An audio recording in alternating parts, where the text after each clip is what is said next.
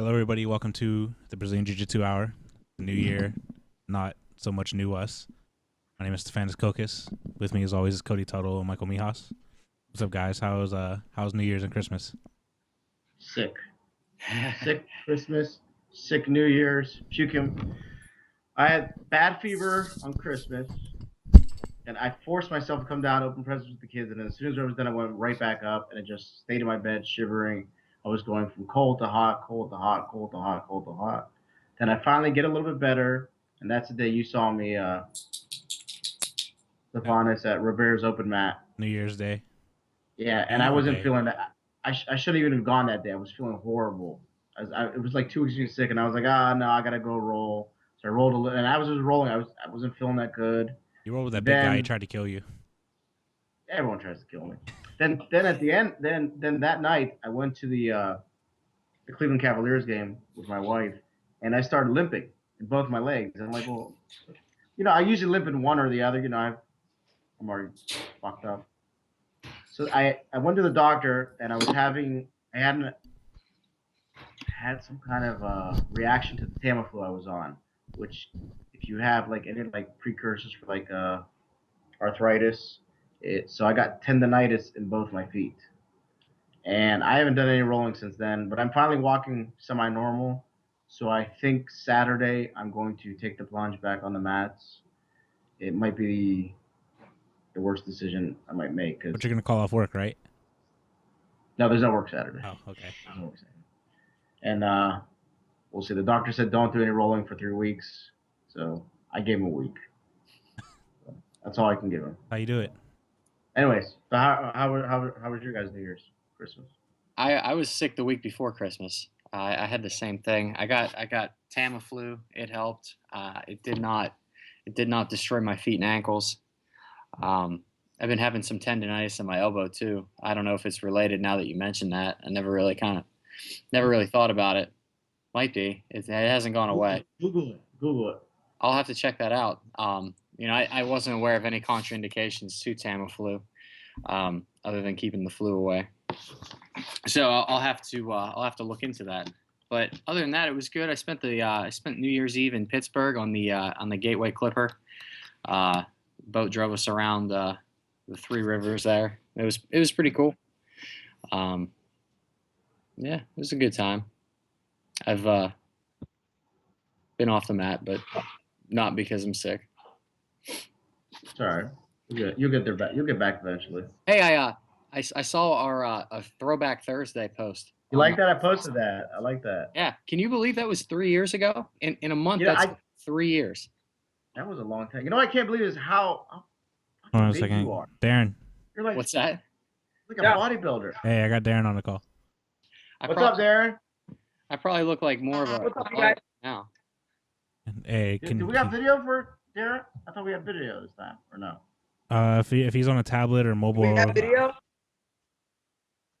If you're on tablet, I have my mobile, but I could switch to the laptop if it makes it easier for you guys. the laptop would actually let you get video, so. And we'd love to see your face. Okay. All right. There's no video. All right. So I'm going away. All right. I'll come back to you. All right. We'll see you in a second. Yeah. You are. I was watching the video, and you are like a superhero. You just got this huge back, and you're just manhandling me, and I was like, I cannot believe how. I mean, I think back then you were like lifting a lot because you were like ripped, like crazy ripped, like WWE action figure ripped. I'm hoping to work back to that, but Well, he did take the picture in the Gaines tank top doing dips. I'm actually wearing that right now. I did. I was doing dips tonight with 75 pounds. Shout out to Struggle Mob sponsoring us for the ADCC. Yeah. Here we go. Look, there it is. Well, go ahead. Check it out. Check out strugglemob.com. They hooked us up for the ADCC podcast stream. If you haven't seen that on our YouTube page, there's 4 hours of ADCC East Coast Trials footage with some absolute like up and coming superstars.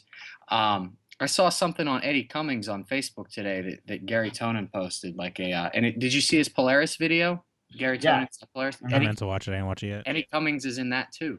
Yeah. I had never heard of him before he footlocked everybody at the trials. But that Well, dude. Gary talked about him. I don't know if you go back to our podcast, Gary actually brings up his name. He goes, "There's a guy Eddie I do leg locks with, and he's a killer." I've definitely heard that name before somewhere. Yeah. He said it. He said it in our. If you go to our podcast and listen, he says Eddie. There's a guy from my gym, Eddie, who's a killer with leg locks, but not too many people know about him. Well, guess what? They know about him now. So. Hey, you can't stay hidden forever, unfortunately. No, you can't. Especially when you train with someone like Gary Tonin That's right. Yeah. and he's singing your praises. Your name's gonna. He trains. He trains with the Blas. He trains with Yeah, that's a gym of Danica killers over there. So Yeah. they're under everybody. So what do you think of the Polaris card coming up? I'm excited about. I think a lot of people don't know some of the names, but there are some big names on there, like Fowler's on there. Now that's the one that I'm the most excited for. Yeah.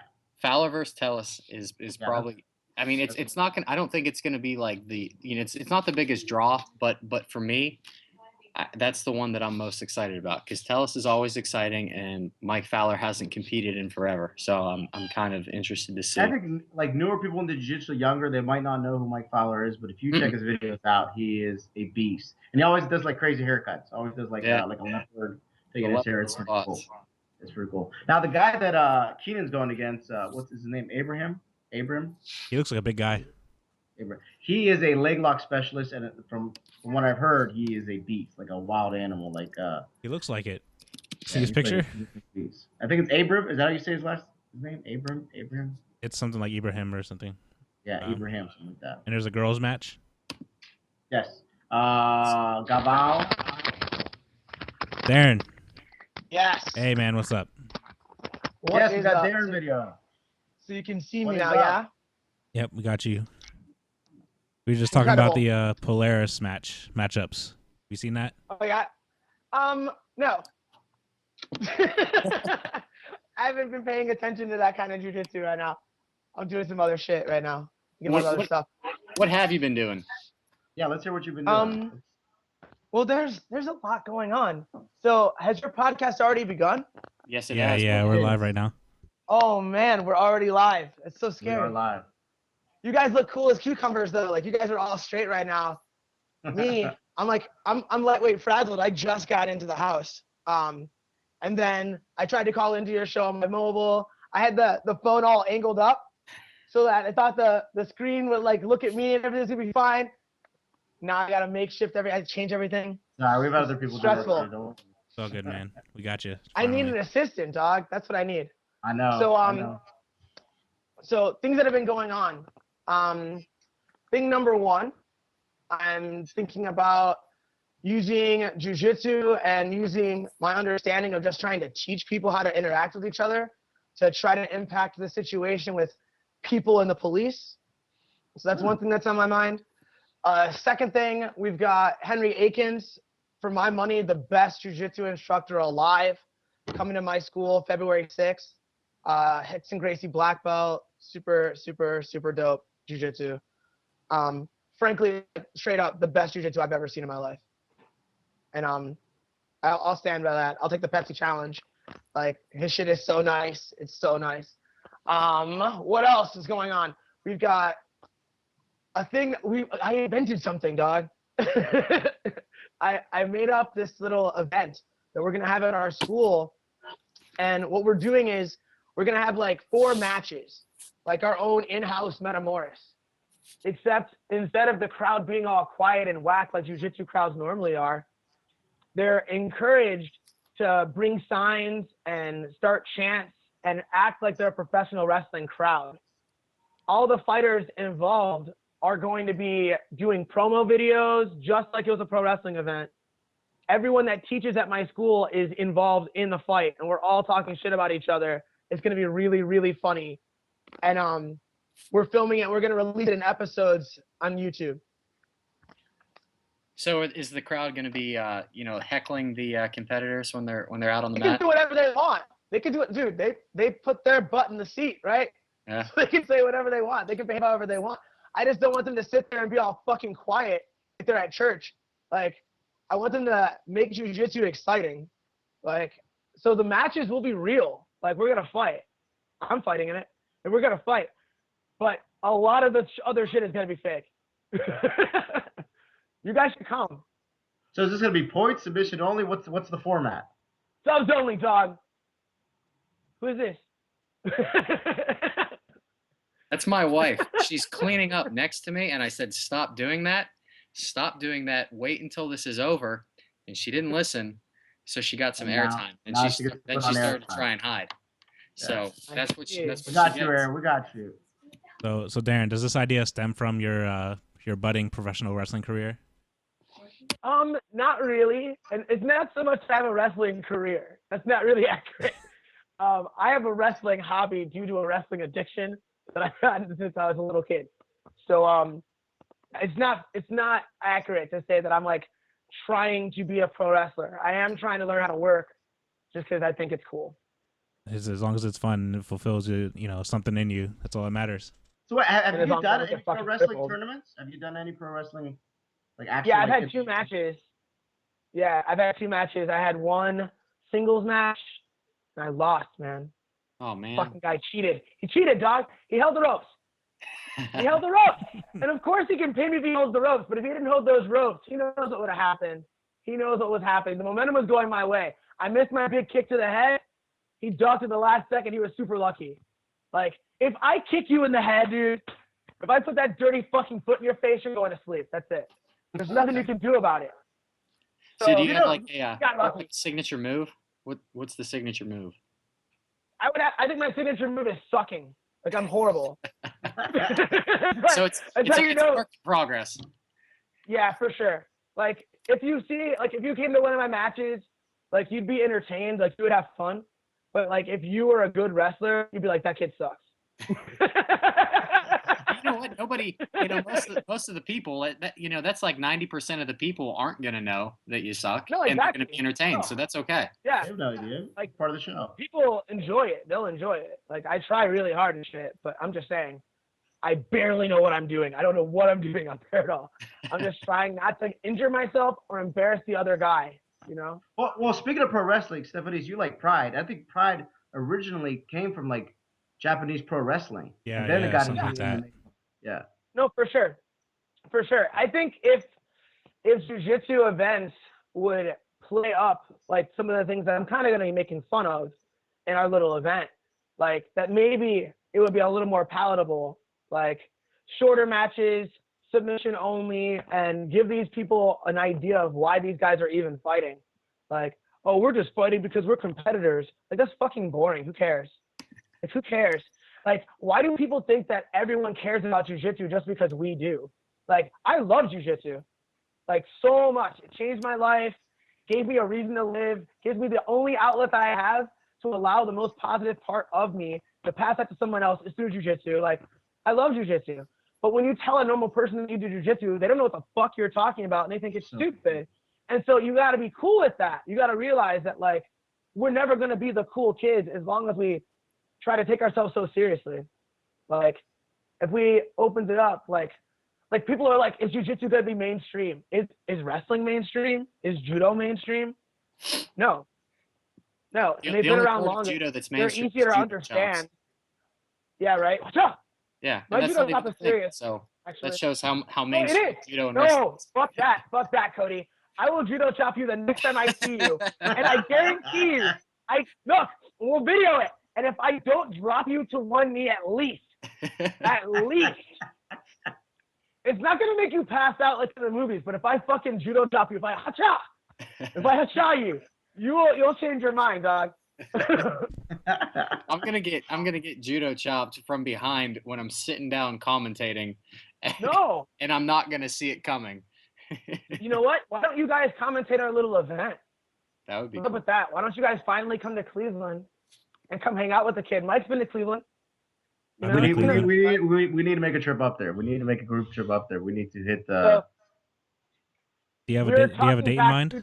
We're tossing back 2 different dates right now, so I'll tell you guys off camera later what those dates are because I don't want to confuse people. Okay. But yeah, like it would be really cool if you could be like the announce table, just like you'd be my Jim Ross and my, you know. Like, like, we'll do it the right way. I have to work I'll on wear my French the accent. wears a cowboy hat, right? Yep. I'll bring my Don't cowboy. act like you don't know who Jim Ross is. I'll You know who get. Jim Ross Just checking. I was pretty sure. I was pretty sure. I haven't watched He's wrestling close. He's close. is. in like 10 years. You know. I'll Hey, get Mike a leotard and a crown. 6th through 8th grade. You know, watched a lot of wrestling. That's the right time to watch it, honestly. Yeah. Like, at my age, I'm kind of a dork. That's- Speaking I'm of such a dork. Atkins, I'm such a dork that I'm wearing a girls' pro wrestling shirt right now. This is Rhea O'Reilly's shirt. Holla. speaking of Atkins, I listened. He was on Budo Jake. Akins. He was on Akins. Budo Jake. It was about, I think, 2 months ago. He was on Yeah. there, and if you listen to that podcast, it's really interesting. He goes into detail about his training. And when is the seminar? The seminar is February 6th. It's a Friday night, and it's 6 to 9 p.m. It's such a weird time because he was already coming to Columbus. And so after my private lesson with him the last time we trained, I was like, what if you fly to Cleveland before you go there? And he was like, yeah, I'm about it. That sounds great. And it's almost sold out. I released the seminar on Monday. Today's Thursday. I've got less than 10 spots left.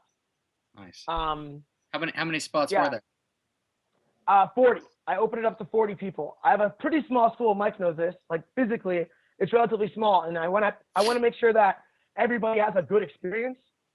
And so I limited the number to 40. We could probably squeeze a few more people in. We'll see what has to happen. You know? Darren, what made you connect so much with this instructor? It seems like you're really hyped on him, and I enjoyed what I heard. Dude, from him. I'm What telling you, dog. what makes him stick out? What makes him stick out is the efficiency of the technique. So like when you do a move and you're like, oh, that's really cool, but then you learn a detail and all of a sudden things become fucking profound. His jiu-jitsu is profound. There's no bells or whistles or flashy shit. He just goes, no, you just drop your elbow. No, you put your shoulders down. And then all of a sudden you have superpowers. Like, remember when like you started jiu-jitsu and you thought like bigger can lose to smaller because jiu-jitsu gives me superpowers, and we were fucking promised these superpowers and they never came.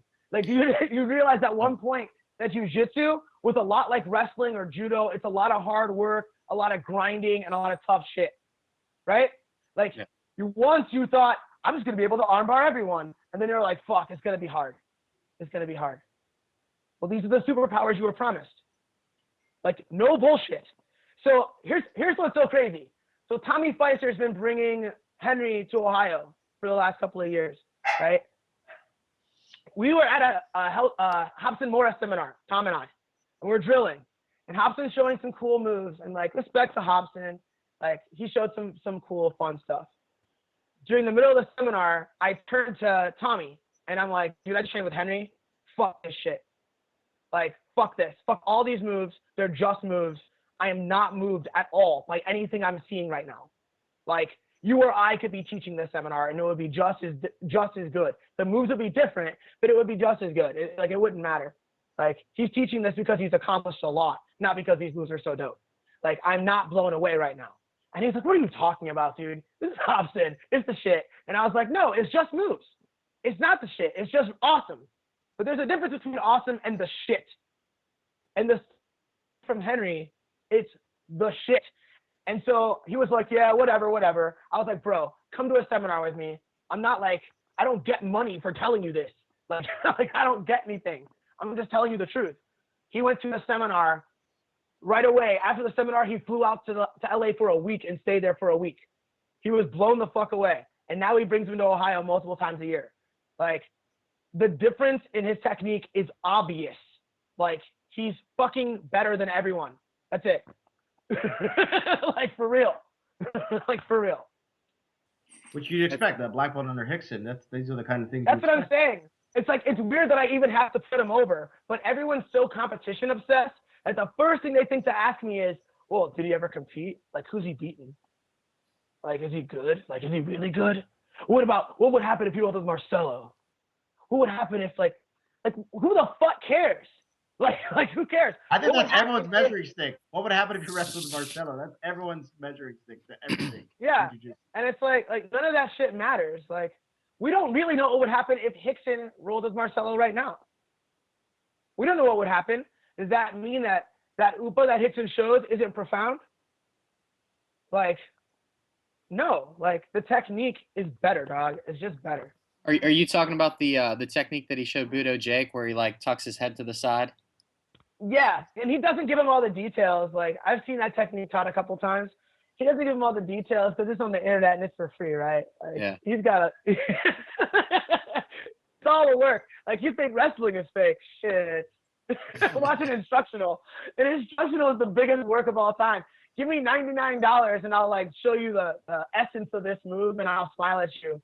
Like, but it was crazy. After you showed that Oompa for a whole month, that's all everybody talked about was Rickson's Oompa on Budo Jake. Like it changed everything. And everybody practice was going trying to roll over their mat. Everybody was trying it.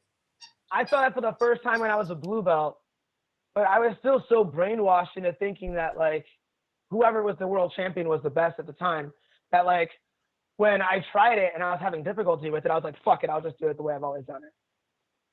You know? But I got exposed to that early on. There's a bunch of the techniques that I'm learning now that I was like briefly exposed to, but couldn't make work because it's almost like sometimes it feels like you have to like do yoga and jiu-jitsu at the same time. And maybe it only feels that way to me right now because I'm like a white belt at this kind of jiu-jitsu. So it seems kind of hard sometimes. But like, dude, like all three of you motherfuckers should come. It's so much better, dude. Like, but yeah, like when he showed that upa, everyone was like mind blown. Like, oh my God, it's so different. But everything's like that. Like everything. Like I thought I knew the rear naked choke. I didn't. I thought I knew the guillotine. I didn't know what the hell I was doing. Like it's profound stuff. So, you mentioned that you're going back to some techniques that you were exposed to a long time ago. What are you working on right now? What kind of stuff are you working on? Mostly I'm working on changing my entire fucking game. You know, just that. No big deal. Yeah, no big deal. That's nothing. No big deal. Basically, I'm fuck sick of everything. beating people I'm on done. points. Yeah, I win on points too often, and so what I've done is I've stopped grappling for position at all in the room. And whether I'm going hard or I'm going light, I only attack submissions, like strictly. And so I'm just trying to reprogram my brain to see more opportunities instead of beating people that like, I only submit people if I'm way fucking better than them. Like by a large margin. And usually when they quit a little bit. Does that make sense? Yeah. Like, I'll kick your ass, I'll take you down, I'll pass your guard, I'll mount you, then you'll escape. And then I'll take you down, I'll pass your guard, and then you're like, I just went out of this. And they give me their arm by a little bit, and then I take it. But dudes that are as good or better than me, I either beat on points or kick my ass. And a lot of it is because I don't attack them enough. So I'm changing my whole game. Besides that, I'm really applying like some different ideas about the self-defense and how it's taught. Because I think everyone says things like, the self-defense is really important and you should train the self-defense. But nobody fucking trains the self-defense, and they don't train the self-defense because they can't make it work. And the reason they can't make it work, in my opinion, isn't because they're not getting like good instruction. It's not even that their technique isn't like Henry and Rickson's profound technique. I think the reason is because it gets taught in a way that makes it feel like it's a one-off move and that it works every single time. So like imagine like, you know, like the guy grabs you by the shirt and you grab his elbow and you step around him and you lift his elbow and you tuck behind him and then he's like trapped like this, right? You guys know what I'm talking about? Yeah. Key lock Like, type thing. Yeah, exactly. You end up wrapping the guy's arm behind him. Like no one thinks that move works because if they try it and the guy resists, they're like, ha, ha, ha. Like you can't do that move to me. That move doesn't work. Well, one, that move has context. And if you were to drill the arm bar and I locked your hips down and I was like, yeah, armbar me now, dog. Like now you're going to tell me the armbar doesn't work? No, you wouldn't say that because you've been armbarred, you've armbarred people, and you realize that it's a process, that the armbar doesn't work on an island, it works as a part of a fucking system. And that when the armbar fails to work, you move my base, you do something else, and it's a fight. The self-defense should be taught the same way. instead of being taught as like one-off moves. It's a fucking system, and it only works if you put it all together. So like when he blocks the armbar, maybe you try to sweep now. Do you see what I'm saying? Like the moves have to be linked together in sparring type environments in order for it to be effective, so that it's valuable, and it's more fun that way anyway. My students really like it when we do it.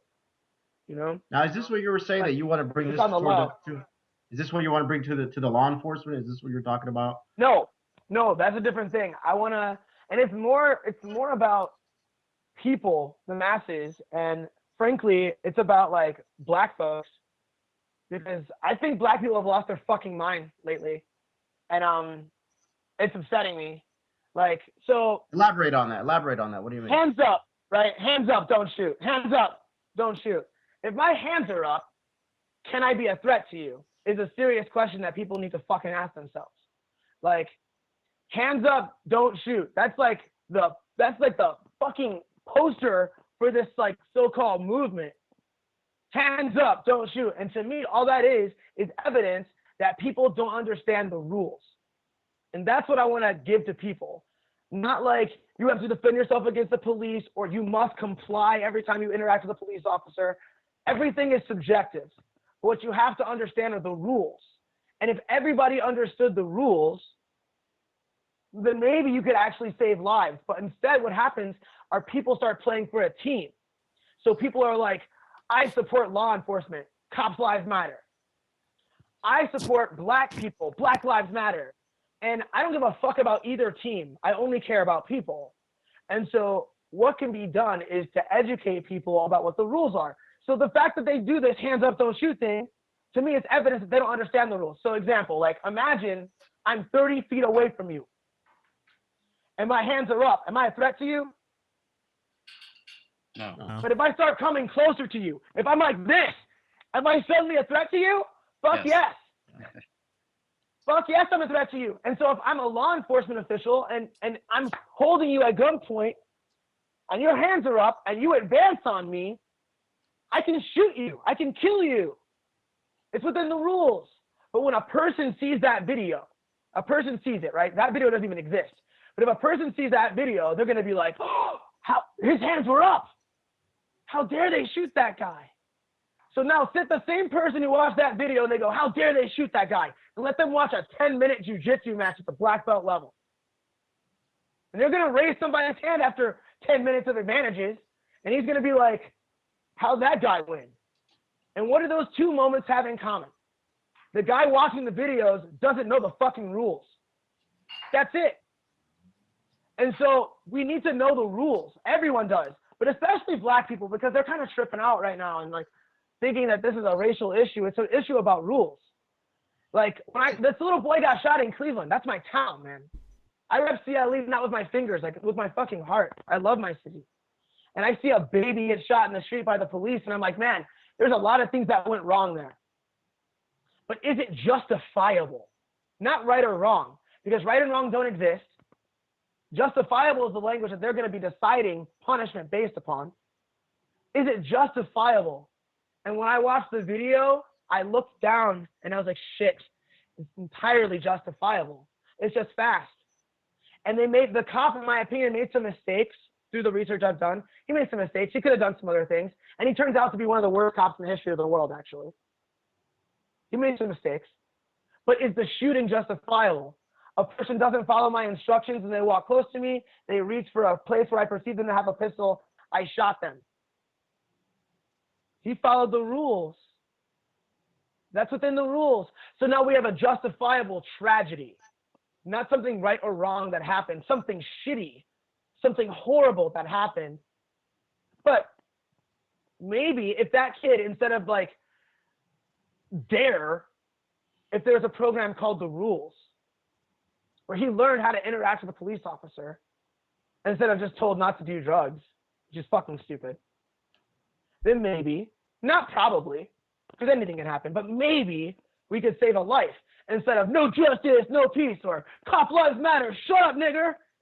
Like, instead of these stupid ass teams, maybe we could do something that matters if we just taught people the rules. But Darren, do you think maybe at a younger age, maybe even the school system should implement like a law enforcement class, like I don't know, This for is the what I'm first, second saying. grade. These are the This is rules. exactly- You need to be knowledgeable with them. I don't know how young they need to be. I'm not an expert in any of that. Like, I would really like to get a conversation started and then get the fuck out of the way. I just don't think anyone has said what I said. I haven't heard anyone say that this is the problem. And if I'm right, I want someone smarter than me to take the reins so I can just do jiu-jitsu. But if nobody wants to take the reins, then I'll take the reins until somebody better comes along, is my idea. You know? Like, this isn't my cause. I don't have causes. That's one of my causes, actually. No, it's commendable. It's commendable that you're doing that. You're looking for a way to bridge, you know. I think the issue is that the youth needs to be more knowledgeable, and a program, something like you're saying, needs to happen. So Yeah. stuff like this doesn't happen. It needs to start at a younger age, I believe. Yeah, Some kind even of grown the rules, men, like a even knowledgeable grown the rules. men. Like that guy, that Eric Gardner guy that got like choked to death or crushed to death or whatever the fuck. Like, I'm not a coroner. I don't know. I don't know why he died. Here's what I do know. I know he didn't know the rules. I know he didn't know the rules. I know that everybody that watched that video didn't know the rules. Because it wasn't really all that against the rules. It sucks. All these things suck, man. And more things are coming because we're humans and we all make mistakes. But information is powerful. Legislation can be changed at any time. It's not so powerful. So do you have a plan? Do you have something set in mind that you want to do? Is there something that you've been thinking about? I'm working on this plan. Here's the main problems that I'm coming up to. I want something that's national, ideally. I would want something that's like in school like Dare used to be across the nation. That's what I think would help. I don't think anything short of that does anything. So that's what I think we need. The problem is state to state, all the rules are kind of different, but there's some general rules that are always the same. You know, there's some shit you just can't do when you're dealing with a law enforcement officer, right? And if people want to say it's a color thing, then it's in your best interest even more to know the rules instead of asking for fair treatment. Like, if you're black and you think they're all racist, then you better know the rules and know not to say things like, I know my rights. No, the fuck you don't. like, no, you don't. You don't know your rights. No one does. But you do know that the situation is stressful, and it's just about de-escalating stress. Like, frankly, like, I had a situation, dog, where I had a student in my house who had just come over, and I'm walking into my living room, and I hear, this is real shit. And I mean, nothing happened. I'll tell you who it was. It's my top blue belt, Marcus Crawford, in my house, right? I hear a police radio in my driveway, and then I hear a banging on the door, and I say, Marcus, the police are here. Because I knew that knock, and I knew that radio sound. I'm from the ghetto, man. So I was like, huh, cops are here. So I open the front door, and I see this guy. He's a big guy, young, like late 20s, and he's out of breath, and he's red-faced, and he's like, I need to talk to you. And I'm like, what can I do to help you? Are you all right? And he's like, I need to see you. Can you step outside your house? And I'm like, no, I can't, but I can help you. Like, what's wrong? He's like, I need to see your ID. And I said, my ID's in my bedroom. What can I do for you? You're out of breath. Are you okay? He's like, I really need to talk to you. Come here. And I was like, no, I can't come outside.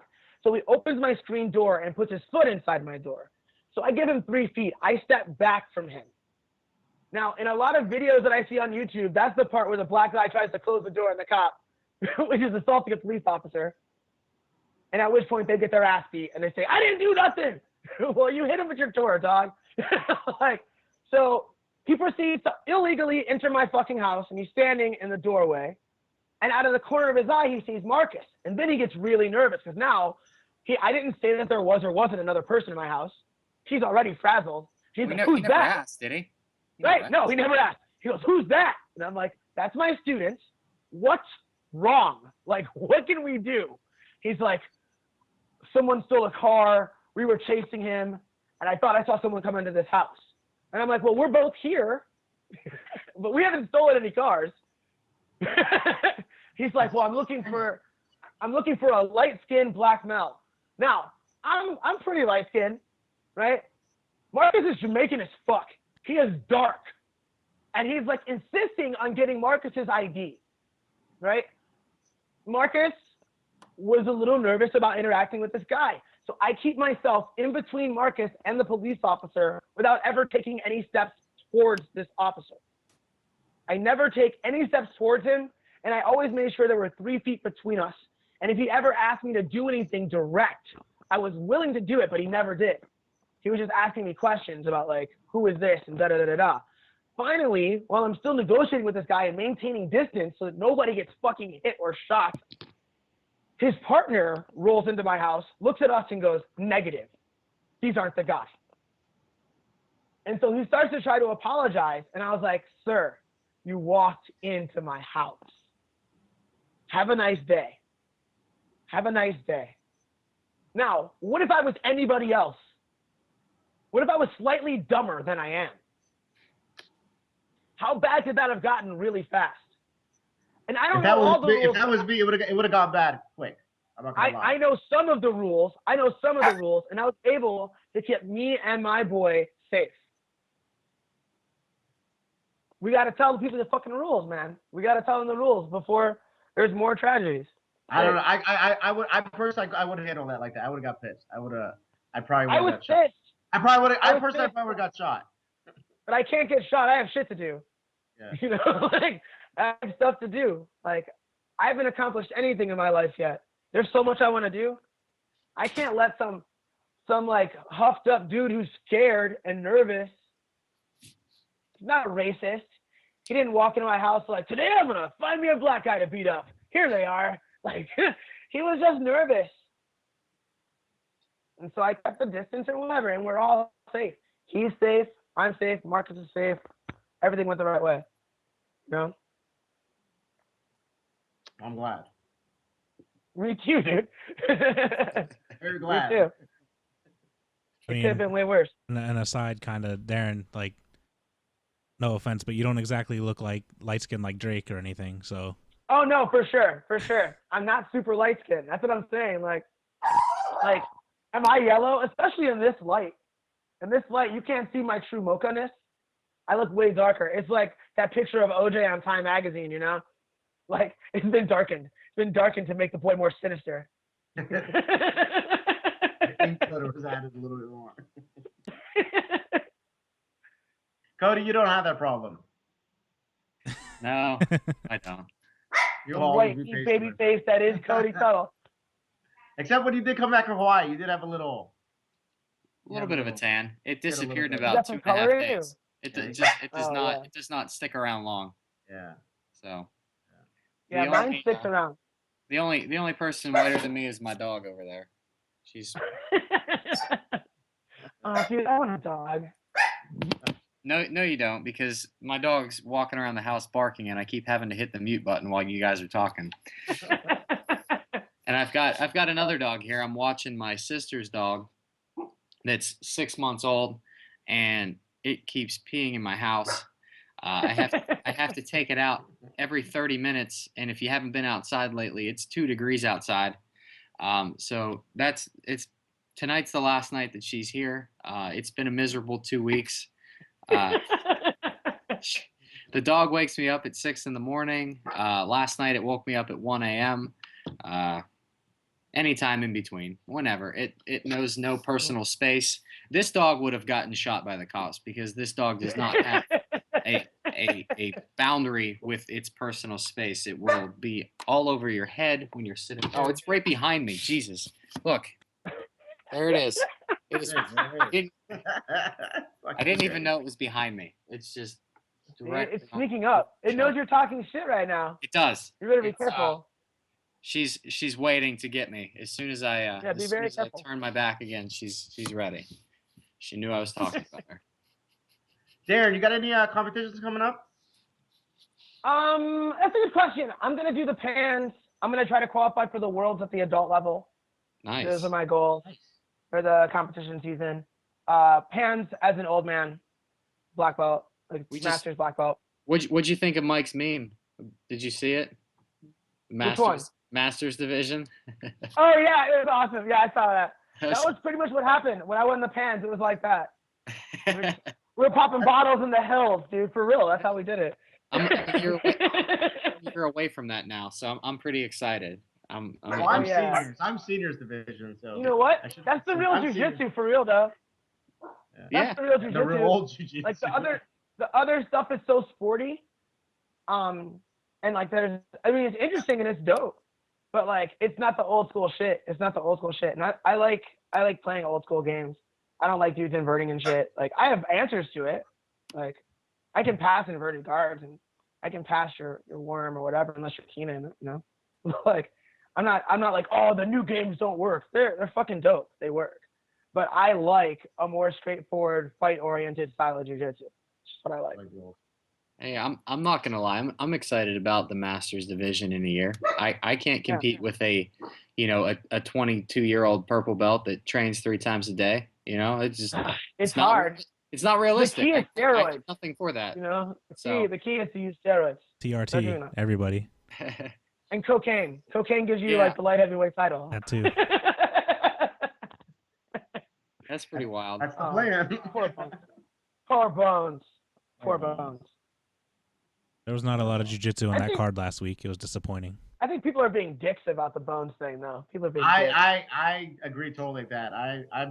I'm big on not ripping on athletes, but that's and then people get mad at me. They're like, I don't know. I just don't like ripping on people that put it on the line. I don't know. It's just me personally. I know people like to sit back and I feel like if you're willing to put it on the line, you can't say anything. I don't know. I'm very old school when it comes to that. If you're a warrior, I hear that. And you're a warrior. I don't know. It's just me. Maybe I'm just old. I think there are so many people that want to see him fail that, you know, this is just like the first thing, you know, they're really just like jumping on this because, you know, Cormier didn't do it. You know, if Cormier beat him, like no one would even care if he did cocaine because they, you know, they already got their like, you know, their little piece. They got that thing like John Jones failed, you know, so he won but now he failed this drug test. So they're jumping on that. Yeah. I mean, I wanted to see Cormier win, but you know. Me too. Oh my God, I love Daniel Cormier. Yeah. You know what's crazy is that when they started talking about Daniel Cormier wrestling Cael Sanderson, I had no idea that like those guys were even like I would have guessed that Cael Sanderson was like a decade ahead of Cormier, but I forgot how old Cormier was. And then I looked up his college record and it was like something like 59-10 or something like that.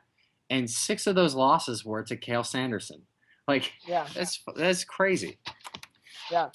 Cormier was a fucking beast in wrestling. Yeah. But what's interesting is that, like, sometimes people think, and this is an interesting thing about all combat sports, is they'll think, okay, he's got a better wrestling pedigree.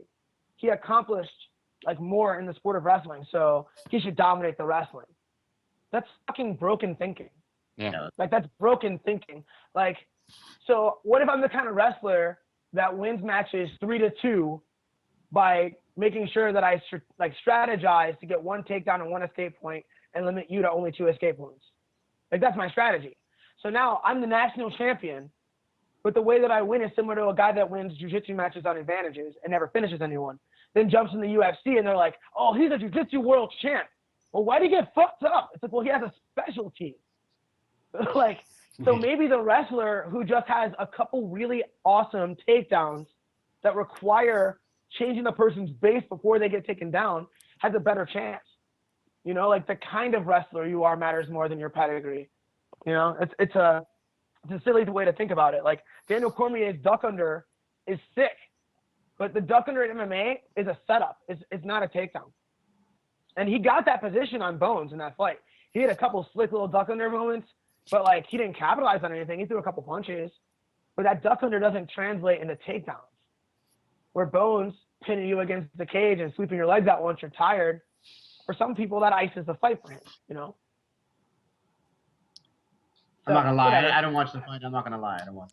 That was. Oh no, it's all good. I rarely watch the UFC. I just watch that. I don't watch any MMA. I'm a big fan of both guys. I just watch hours and hours of jiu-jitsu matches. I don't do that either. I don't watch shit. Okay. Like, I watch a lot of jiu-jitsu. I'm not gonna lie. I watch a lot of. I watch an abnormal amount of. I watch old school matches. I watch I watch I watch a Yeah, lot but of that's grappling. awesome. That's I watch awesome. a lot of grappling. I watch a little That too was much. the first MMA fight that I've watched, or first UFC card that I've watched since Silva fought Chael Sonnen the second time, and Well, that card sucked. yeah, it really did. But I wanted to see the main event, and that's really all I wanted to watch it for. But Yep, yeah, me too. I don't think Chael Sonnen and Silva fought what, like 3 years ago, 4 years ago. I Yeah. never watched MMA, but I was I interested mainly- to watch that one. Yeah, I mainly stayed up and watched it because Wrestle Kingdom 9, which is like Japanese WrestleMania, aired at 2 a.m. live. And so I watched the UFC till 1 a.m., caffeinated, and watched Wrestle Kingdom 9. So you It was awesome. just It needed was something. way better than the UFC. You just The filled the time. UFC was shit. The UFC was One of terrible. one of the Greek jiu-jitsu guys in Baltimore was watching the wrestling thing too. He like just posted about it the entire night. That's awesome. That's awesome. Can I tell you how I met this guy, because it pertains to wrestling? So Yeah. so I was going to Baltimore for Otakon, which is an anime convention, and Mike was like, "Oh, I know a Greek guy down there. You should go roll with him." But okay, so I never got to go roll with him. But the entire weekend there were wrestling cosplayers, and the one guy was Ric Flair. And I didn't know this guy was Ric Flair until after, and he was just running around the entire weekend drunk, going, doing the woo thing with the belt and stuff. I can't woo. It's hard. It's like, you ever see that movie like Hook when they're like, you can't crow? Like, you can't even crow? Like, I feel like, that's what I feel like. Like, I'm a huge Ric Flair mark, and I can't woo. So, like, I just, like, it's like half-hearted, like sad. My son loves that movie, by the way. Hook. Oh, dude, that movie's awesome. I love Hook. Rufio? Oh, I love Rufio. Rufio's a special man. Still gets pissed that he dies at the end, but Whoa, spoiler alert, dog. There might be sorry. little kids watching this podcast, even though I swear every 5 seconds. There want might to be hear little something kids. really depressing? Did you ever read the real story about Peter Pan and Hook? Yeah. It's like super No. depressing. Yeah, it's like What is it? I don't want to ruin it for you, but it's not what we've been led to believe. It's super Is it depressing. molestery? No, Peter Pan's a dick. Let's just say that. Yeah, it's really like the guy that really wrote it's like really, it's fucked up. You know how the original Grimm tales are like really messed up? Yeah, I heard about that. Peter Pan's the same way. Like Yeah, he's not nice to the Lost Boys. No, what does he do to them? I want to know. I want to read it. I'm gonna read this now. yeah. God, read it. Read it. Just Google the real Peter Pan or something. You'll find Just Google it. the real Have you Peter guys Pan. ever It's seen? freaky. Have you seen the movie A Serbian Film? Yes, I know about that movie. Is it worse than that or as bad? No, it's not as bad as that. It does not get as bad as that. I don't know what is it. I never. Oh my god. No, I can't talk about it. I'm gonna do you motherfuckers the same way you just did me. Like, I'll you Google it. Wikipedia a Serbian Yeah. film, and then you'll tell me that I'm not allowed to be on this podcast anymore. Now you're always on this podcast. No, Hey, I don't want to be banned. Hey, so tell me about your sponsor, OK Kimonos. Tell me about your sponsor. Okay, Kimonos has been hooking me up. They gave me a week last year. At the end of the year, they made it Darren Branch week, and like I didn't even know I was that special. Like I got a week, dog. That sponsor has been really good to me. Like sharing my videos, just trying to get my name out there, and as I kind of help them get their name out there, you know. So it's a really, really symbiotic relationship where they don't want anything from me. They just, hey, can I share your stuff and give you free stuff? Is that cool? Like, well, yeah, it's very cool. Thank you. You know, like, so I'm having a lot of fun with those guys. OK Kimonos is a really, really, really good sponsor. I'm really, really happy to have them. Well, you got a couple. Besides your technique videos, you got a couple really inspirational things on your YouTube. So, yeah, if there's going to be a sponsored person, especially from the region, I think you're definitely a worthy person of it. I agree. Thanks, man. Oh Thank yeah, you. I think There's gonna be I more think a technique lot of, videos coming out. I think a lot of people focus too much on, competition results and stuff like that when they're looking for people to sponsor them. But, there are a ton of like really just like quality people that would be better like ambassadors for brands out there. And I think it's hard to get noticed a lot of times if you're not just, if you're not The competing best in the doing all world. this stuff. Yeah. But I a lot of times I think that just like some of these regular people would be better representatives. And that's awesome. It's awesome that they're helping you out. Often. But like, yeah, like I don't see myself as some world beater competitor. Like, especially since I've had so many mixed results because I'm so inconsistent, to be completely frank. Like, there are days where I look like one of the best guys out, and there's days where it's like, who is that guy? Like did that just happen? Like, did he just lose to that dude? Like, yeah, I've lost to that dude before. Like, I've lost to a lot of those dudes before. And then when the stakes seem higher to me, I seem to shine, But like, it doesn't matter. Like, none of that even matters. Basically, like, I don't think that results are important. And it's not just a convenient thing to say. Like, they really don't fucking matter. Like, I won a major tournament, and the next day it was over. It's just over. Like, it doesn't matter. Like, once you win, it doesn't matter. Once you lose, it doesn't matter. There's another day that follows, and we all know that. But yet we flock to these guys with these medals. Like, they have all the fucking answers. Like, there's some kind of guru or that we should look up to them. Like, I think you don't need to look up to anyone. What we need to do is look to people who are telling us to look into ourselves. Like, I only look up to people that pass power. I want to be a person that passes power to other people and acknowledges power inside of other people and makes them feel better, like they are capable of doing more shit.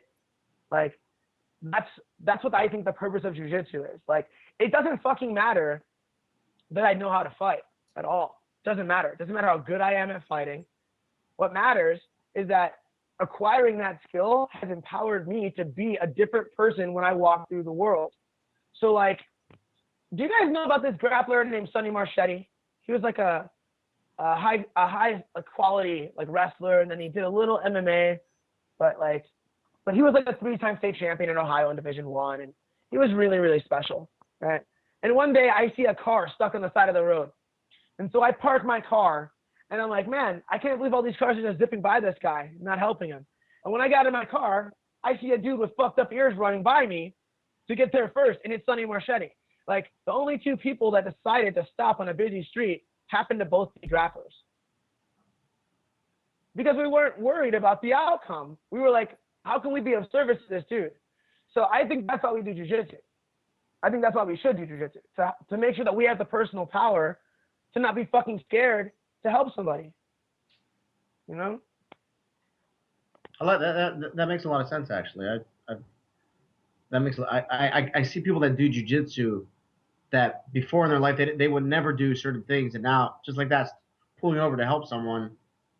I think people that do jiu-jitsu do that little above that the other person does. But like, right. A jiu-jitsu person will help someone on the street that's in trouble. Maybe get a person they don't know that's getting in a fight, assist the person doing something. I think jiu-jitsu. I see more jiu-jitsu people doing that than the average person. Right. And how often do you have to fucking fight in the street? Yeah. Like, very rarely. But how often might somebody need a little help? You see somebody carrying something heavy to their car. You approach them cautiously so they don't get threatened because you have a sense for that kind of thing. And you help them put that heavy thing in their car instead of, oh, that looks tough, and getting in your car. I agree. Jiu-jitsu makes you stronger. It's like fucking Tom Cruise said the same thing about Scientology, though. So who knows? Like, maybe we should all just point out Ron. Jiu-jitsu is more believable than Scientology. How dare you, sir? Are you talking shit about Dianetics right now? Don't you dare. Like, you know about L. Ron. You invented the yacht. You don't know if there's aliens or not, dude. We'll save that for another day. It's a different podcast. Are there aliens? Maybe. For sure. Find out in the next jiu-jitsu there was supernatural one of our hour. podcasts one time. Yeah. What? One of our podcasts, it sounded like there was an alien. It was with Pablo Castro. And it sounded like there was an alien landing on top of the house. It was pretty crazy. Pablo is the man.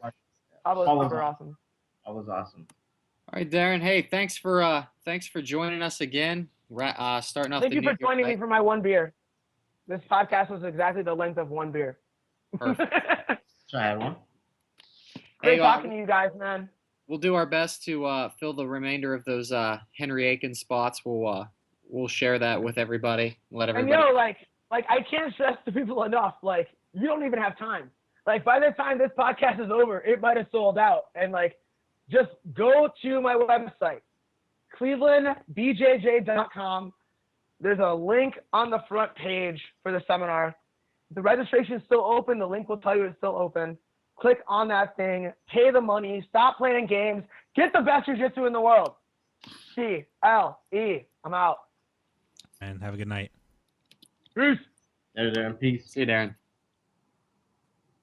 That was nice. That was our first political podcast, I'm going to call that. Or, yeah, we got into some real-world issues there. Yeah, we've never had that. It's usually Keenan this, Buchecha that. That was pretty interesting. That was nice to switch it up a little bit. It's always nice having Darren on. Yeah. Like, if that would happen to me, I would have got shot. I'll tell you right now, I would have got shot. I would have got shot ASAP. I would have been, no, you're not coming in here. Because my friend probably did steal the car. It was one of my friends. So we both would have got shot. Greeks and Campbell, Ohio are real. Yeah, I would have. My friend would be sitting on the couch because he did steal a cop car, and I would have shielded him, and we both would have got shot. That's what happened to me. Is it the bartender at Club Catoy? Because that guy's scary. No, Club Catoy shut down. Oh. It did shut down. He might reopen it. I don't know. He might reopen it again, but for now, it's shut down. Yeah, that guy is scary. That was pretty awesome. I hope he finds a way to use jiu-jitsu and bridge the gap with police officers and the youth. That'd be a cool. That's a big endeavor he's going after, but that'd be cool if he could do it. Yeah, definitely. I'd be willing to help out. Yeah, be nice. You want to check out more of Darren's stuff?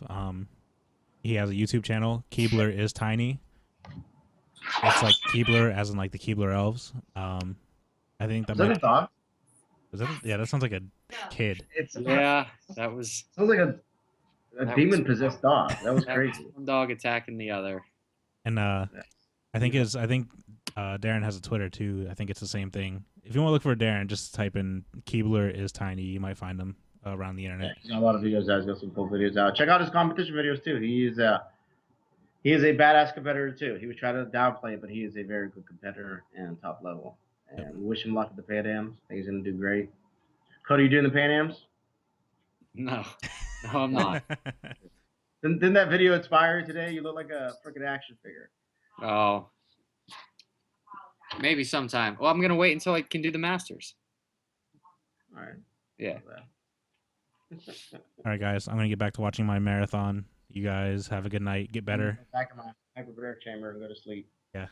I'm gonna go break up this dog fight. I'll talk to you guys later. All right, everybody. Have a good night. Have a good week. Later.